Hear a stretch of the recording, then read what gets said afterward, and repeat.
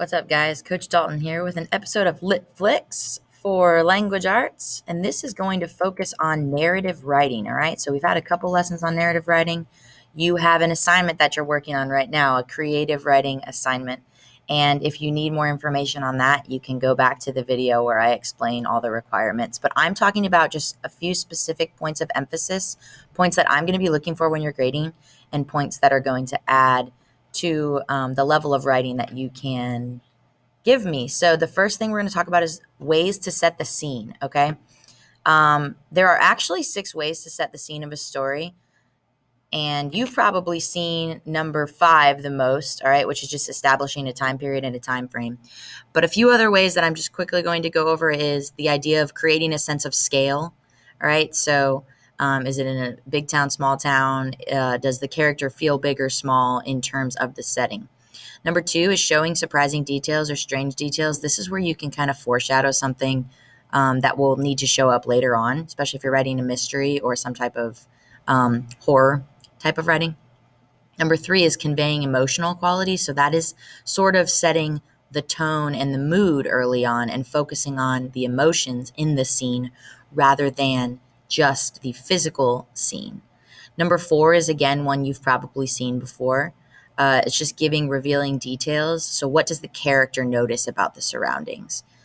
5, again, is the simplest one, establishing a time period and a time frame. So when you're writing a memoir, this might be a good choice. Perhaps for your narrative right now, you're going to want to do it, especially since the story you're writing may take place in an earlier time period. And the last one is using character interaction. So this is from first person point of view. The character might be interacting with the scene. In this example, they say a pilot touching all the buttons and getting ready to take off. Another student in my class was writing a story about a race, and he talked about lining up at the starting line, his fingers digging into the dirt, things like that. So that's going to be number 6. I'm not going to read these for you because you can do that on your own. But I am going to go ahead and say we have 5 out of 6 of these examples. All right. And I'm just going to point to a few important things from each. And again, the link to this actual PowerPoint will be available to you as well. So number 1 is establishing our scale by saying that, the car is coming over the hill and kind of the idea that the scenery around this character, Carla, is large. Number 3, it's describing emotionally what Ohio feels like. So whoever wrote this, the writer of this piece, feels that the emotions of the setting are just as, if not more important than the idea that they are in Ohio. Number 3, this is your character, number 6, this is your character interaction. All right, he's scratching bug bites. We see left hand, right foot, right hand, left foot. The idea that the character is walking, all right, or climbing down a tree. Number 5 here is our established time period and time frame. We also get a very descriptive view, and the author uses imagery to tell us exactly what they're seeing in terms of these types of houses that they're seeing in 1902 when the houses were built. And then the last one down here, number 4, it is the speaker talking to you, all right, as the reader, sort of describing what they see around them. So depending on what kind of narrative you are looking for, that will help you decide which type of scene setting you will focus on. You can also mix these, so you can do more than one, obviously, okay? I think 3 here is a good example of combining 5 and 3. So establishing a time period and a time frame with a little bit, and showing conveying emotions. All right.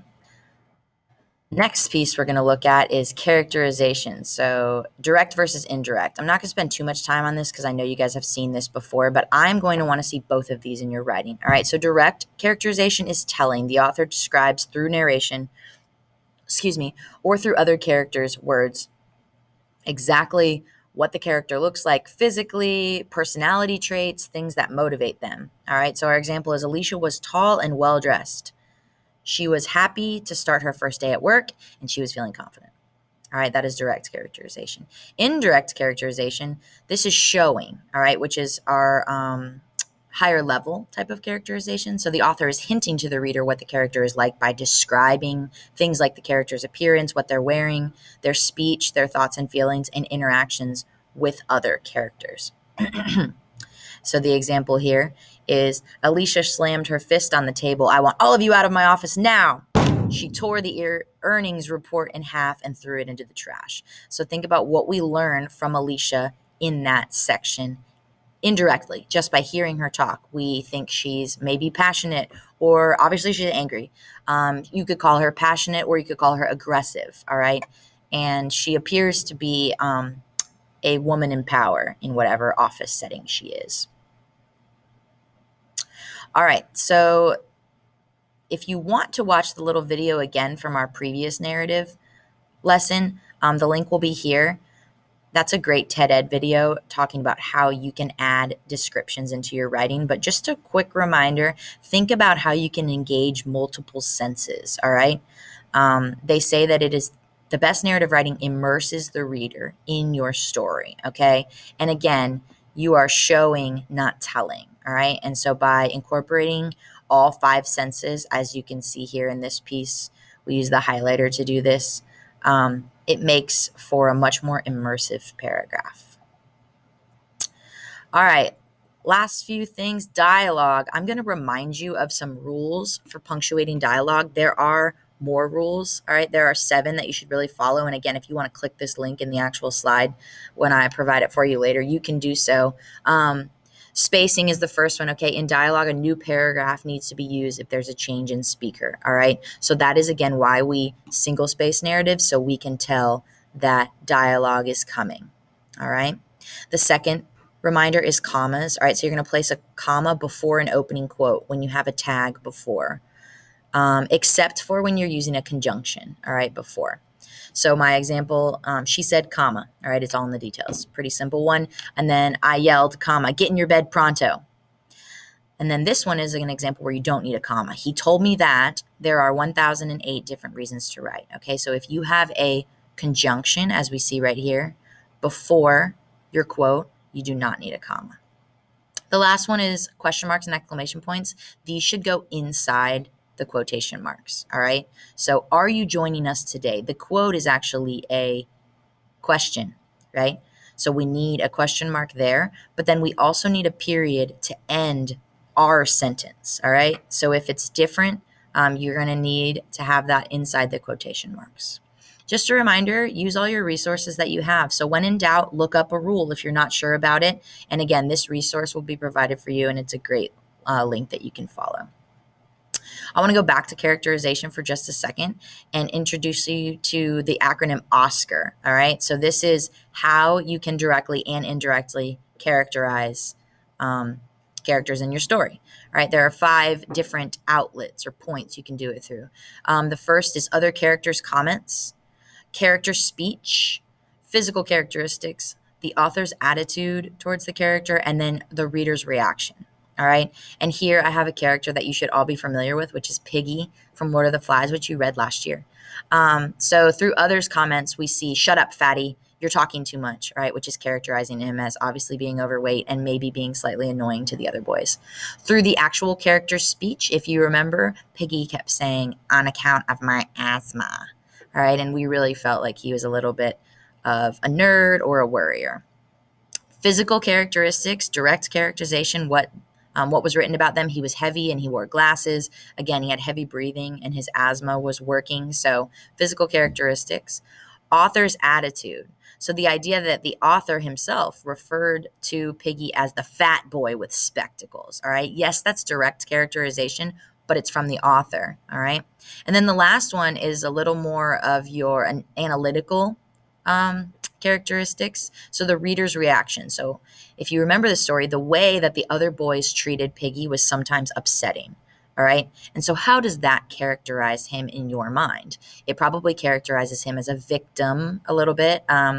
It characterizes the other boys as bullying. So reader's reaction and how an author wants their reader to feel has a lot to do with characterization as well. A couple reminders for narrative pieces, especially, I'm trying to figure out. Single spaced, 2 to 4 pages in length, single spaced, and an MLA header and footer. All right, I hope you guys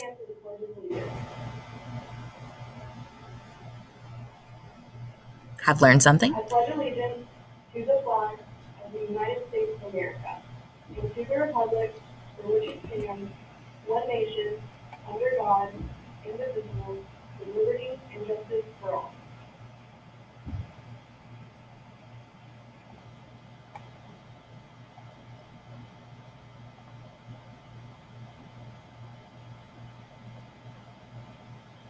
Just a few reminders for your narrative. It's going to need to be single spaced. I know this is different than every other paper you've written, but in narratives, we single space, all right? Your final draft should be 2 to 4 pages in length. You can write more than that, but I can't promise that I'm going to end up reading all of it. But hopefully, if you immerse me enough, I will definitely want to. And then you need to remember an MLA heading and header. And if you need reminders of how to do that, there are many resources on my page. That's all I've got for narrative writing. Come by and see me if you need help. You guys have a great one.